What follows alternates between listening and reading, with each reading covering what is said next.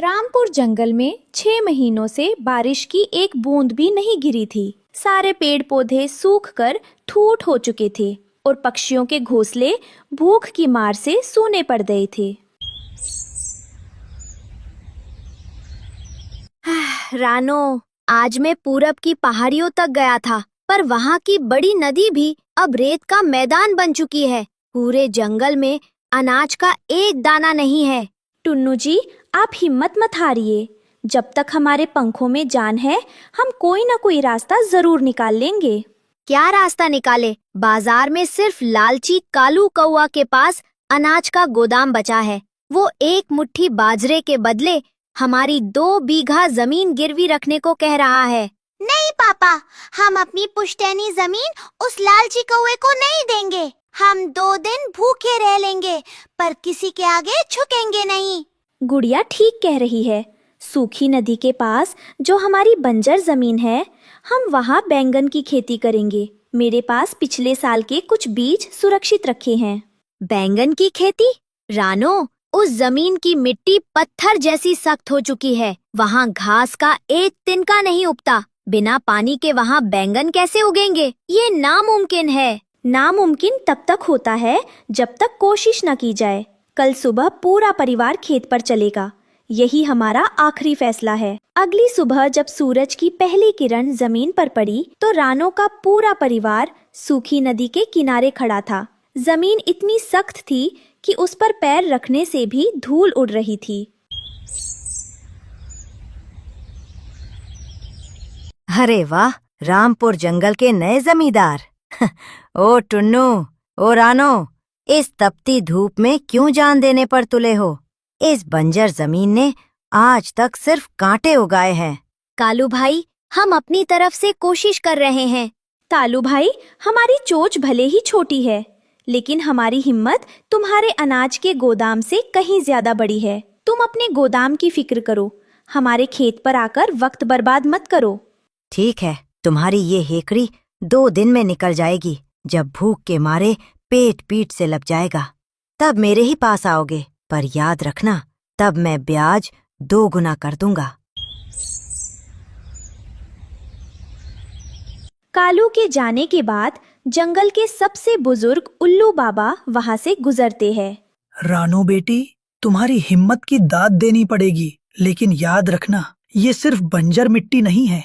बुजुर्ग कहते थे कि इस नदी के नीचे एक प्राचीन राज छुपा है। अगर तुम मिट्टी की 3 परतें खोद पाई तो ठीक, वरना तुम्हारी चोंच टूट जाएगी पर पानी नहीं मिलेगा। बाबा, चाहे हमारी चोंच टूट जाए या पंख थक जाए, हम हार नहीं मानेंगे। आप बस हमें आशीर्वाद दीजिए। मेरा आशीर्वाद तुम्हारे साथ है बच्चों, लेकिन याद रखना, धीरज ही तुम्हारी सबसे बड़ी शक्ति होगी। उल्लू बाबा के जाने के बाद उन्होंने बीज बो दिए, लेकिन पानी के लिए 3 कोस दूर स्थित एक गहरी झील ही एकमात्र सहारा थी। रानो, मुझसे अब और नहीं उड़ा जा रहा। मेरा गला सूख कर काटा हो गया है। हम दिन भर में 50 चक्कर लगाते हैं, तब जाकर एक क्यारी गीली हो पाती है। पापा, आप आराम करो। मैं और गुड़िया दीदी 2 चक्कर ज्यादा लगा लेंगे। देखना, हमारे पौधे जरूर उगेंगे। टुन्नू जी, बच्चों की तरफ देखिए, ये हमारी ताकत है। उठिए, थोड़ा सा हौसला और रखिए। लगातार 10 दिनों तक बिना थके इस परिवार ने अपनी चोंच से उस बंजर जमीन को सींचा।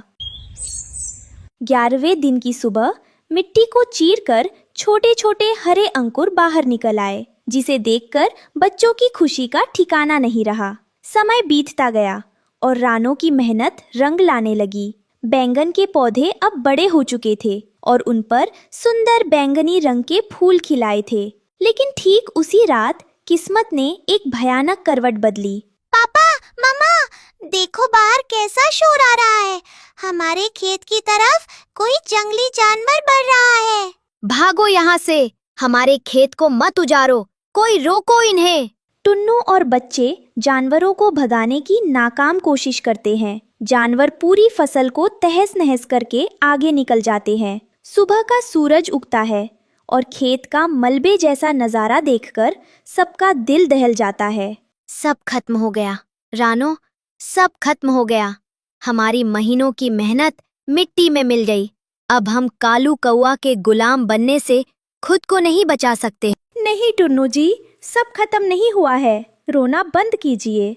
जो जानवर आए थे वे हमारी फसल कुचल सकते हैं, लेकिन हमारी हिम्मत को कुचलने की ताकत किसी में नहीं है। रानो ने बिना वक्त गवाए अपनी चोंच से टूटे हुए पौधों को हटाना शुरू किया।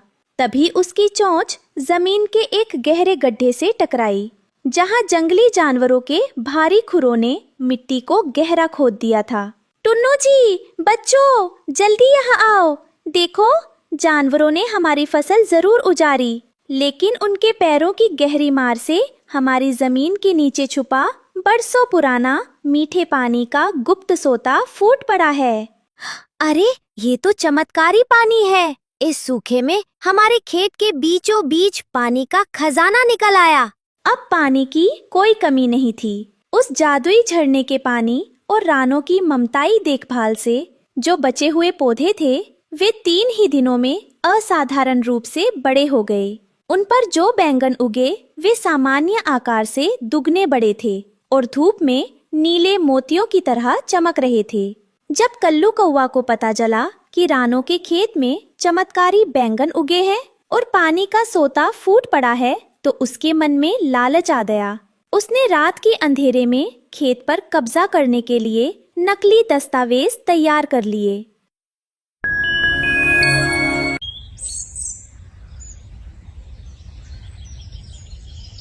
ठहरो टुन्नू, ये जमीन अब तुम्हारी नहीं रही। तुम्हारे दादाजी ने बरसों पहले ये बंजर जमीन मेरे पिता के पास गिरवी रखी थी।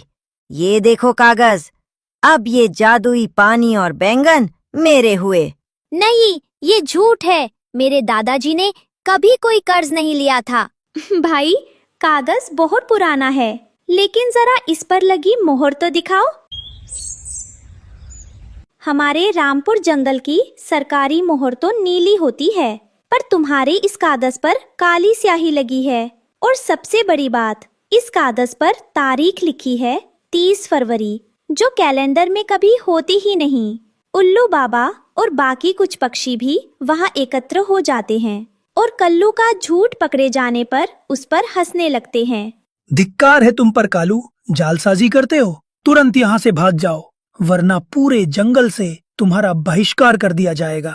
कालू कौवा अपनी चाल में खुद ही फंसकर दुम दबाकर अपने 2 मोटे चील के साथ वहां से भाग खड़ा हुआ। अगली सुबह टुन्नू और उसके बच्चे अपने ठेले पर चमचमाते हुए नीले मोती जैसे बैंगन लेकर रामपुर के मुख्य बाजार पहुँचे। पूरे बाजार में अकाल के कारण सड़ी गली चीजें मिल रही थी, इसलिए रानो के बैंगन देखते ही देखते आकर्षण का केंद्र बन गए।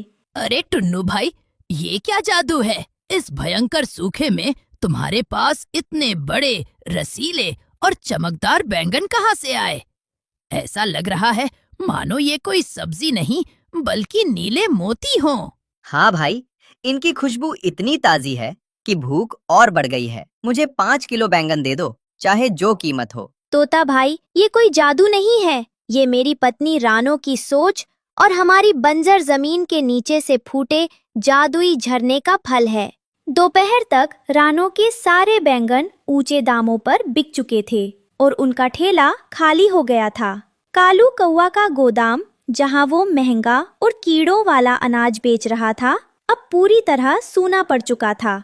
टुन्नू और बच्चे जब घर लौटने की तैयारी कर रहे थे, तभी कालू कौवा दबे पैरों, सिर झुकाए उनके ठेले के पास आया। उसका सारा अहंकार और घमंड चूर चूर हो चुका था।